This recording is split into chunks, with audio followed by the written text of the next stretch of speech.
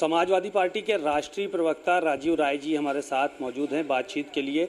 घोसी में उपचुनाव चल रहे हैं और समाजवादी पार्टी का ज़्यादातर दारोमदार इन्हीं के कंधे पे। हालांकि बड़े नेता यहां पर आ रहे हैं, प्रचार कर रहे हैं, लेकिन राजीव राय से सलाह करे बिना कोई भी नेता कहीं पर प्रचार के लिए नहीं जा रहा है और सारा गणित इन्हीं के पास है। ये बताएंगे कि घोसी का चुनाव कैसा चल रहा है और समाजवादी पार्टी किस हद तक कामयाब हो रही है।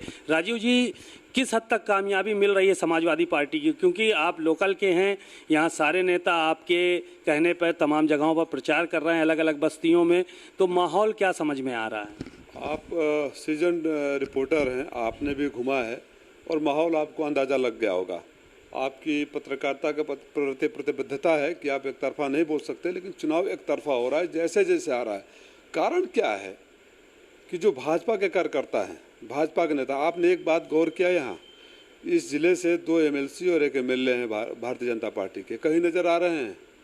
क्योंकि उनको इस बात का डर है कि अगर इस प्रत्याशी के लिए वोट मांग लिए तो उनके साथ के लोग भी कट जाएंगे, क्योंकि कोई सगा नहीं जिसको ठगा नहीं। बार बार आप लगातार जनता को धोखा देते रहो, पार्टियों को धोखा देते रहो, अपने स्वार्थ के लिए बातें बदलते रहो, तो जनता उग चुकी। इस चुनाव का तो कोई मतलब था नहीं। अभी ये चुनाव तो थोपा गया है, और थोपा जाने के पीछे ये है कि 2 लोग मंत्री बन जाए। तो 2 लोगों का मंत्री बनना महत्वपूर्ण है, जनता से जो वादे किए थे उसको निभाना महत्वपूर्ण है? ये सवाल जनता के बीच में है। सवाल ये भी था कि आप लोग सरकारी मशीनरी का दुरुपयोग का आरोप लगा रहे हैं। क्या लग रहा है कि अगर इस तरह से दुरुपयोग होगा तो भी आप चुनाव जीत पाएंगे? जिस तरह की चर्चाएं हैं, गाड़ियां आप लोगों की चेक हो रही हैं, उनकी नहीं चेक हो रही हैं। कई जगहों पर अखिलेश यादव इशारा करके गए कि कई जगहों पर रात के अंधेरे में मंत्री लोग कुछ कर रहे हैं, जाके कुछ चीज़ें बट रही हैं। तो क्या इन सब चीज़ों के बीच में भी आप उम्मीद करते हैं कि चुनाव उतना ही मजबूत रहेगा आपका? देखिए, चुनाव को प्रभावित करने के लिए पूरा शासन और प्रशासन एक पैर पर खड़ा हो गया है। एक एक दिन 20-20, 22-22 मंत्रियों के प्रोटोकॉल आ रहे हैं। पूरे जिले के पुलिस प्रशासन उनकी सुरक्षा और प्रोटोकॉल में लगी हुई है। अगर कहीं अपराध हो जाए तो पुलिस पहुंचने लायक नहीं है। और आजमगढ़ में बैठकर बड़े मंत्री और उप मुख्यमंत्री लोग, ये प्रधानों को, कोटेदारों को, मैं लगा रहा हूँ आरोप, बुला के धमकाया जा रहा है। वोट नहीं दोगे तो निरस्त कर दिया जाएगा, वो कर दिया जाएगा। और ओम प्रकाश राजभर की तरफ से भारतीय जनता पार्टी ने फाइनेंशियल कमान संभाली हुई है। बावजूद इसके आप देख रहे हैं, आपने बोला राजीव राय यहाँ अकेले हैं, और कैबिनेट मंत्री कितने हैं पता कर लीजिए। अगर ये भारतीय जनता पार्टी और सरकार को डर नहीं है कि चुनाव उनके हाथ से निकल चुका है, तो पूरे प्रशासन को, सारे मंत्रियों को, दर्जनों मंत्री यहाँ पड़े हुए हैं, जाने पर कोई कुर्सी देने वाला नहीं। क्यों खड़ा किए हो भाई, क्यों बैठाए हो यहाँ? अभी तो लखनऊ में ये बोला जा रहा है कि किसी मंत्री को खोजना हो तो मऊ पहुँच जाओ, भले काम हो या ना हो, फोटो तो खिंच ही जाएगा। आपने देखा आदरणीय स्वतंत्र देव सिंह का खेत में घूमकर मेड़ पकड़ के बोल रहे हैं कि हमें वोट देंगे।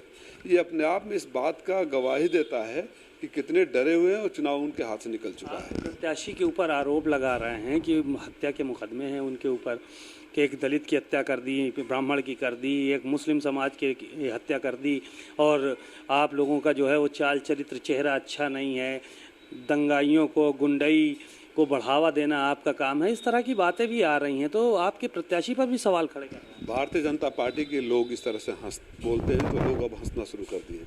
मैं आपके माध्यम से भारतीय जनता पार्टी और सरकार को चुनौती देता हूं कि ADR की रिपोर्ट जारी कर दे। जब अपराधियों की बात करते हैं तो जितने बड़े अपराधी हैं शीर्ष पर बैठे हुए हैं, मैं किसी का नाम नहीं लेना चाहता हूं, रिपोर्ट मंगा ले और जनता को सार्वजनिक कर दे। कोई बेदाग नहीं है वहाँ। जब उनके पास कुछ करने को, उनको क्या कहना चाहिए?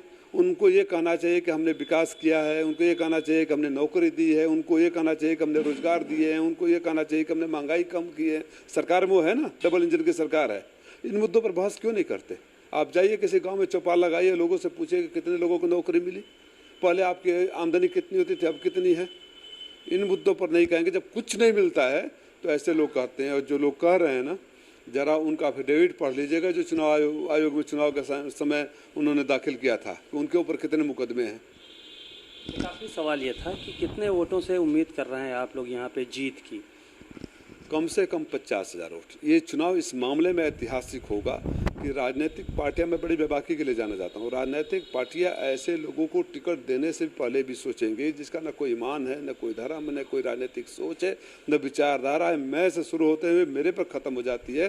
तो बार बार ऐसे लोगों को अगर राजनीति में टिकट देकर भेजा जाएगा तो राजनीति के लिए, लोकतंत्र के लिए ठीक नहीं है। यहाँ के घोसी के लोगों ने ठान लिया है कि अब इस तरह का उम्मीदवार बर्दाश्त नहीं है, चाहे किसी पार्टी की तरफ से हो। बातचीत के लिए शुक्रिया।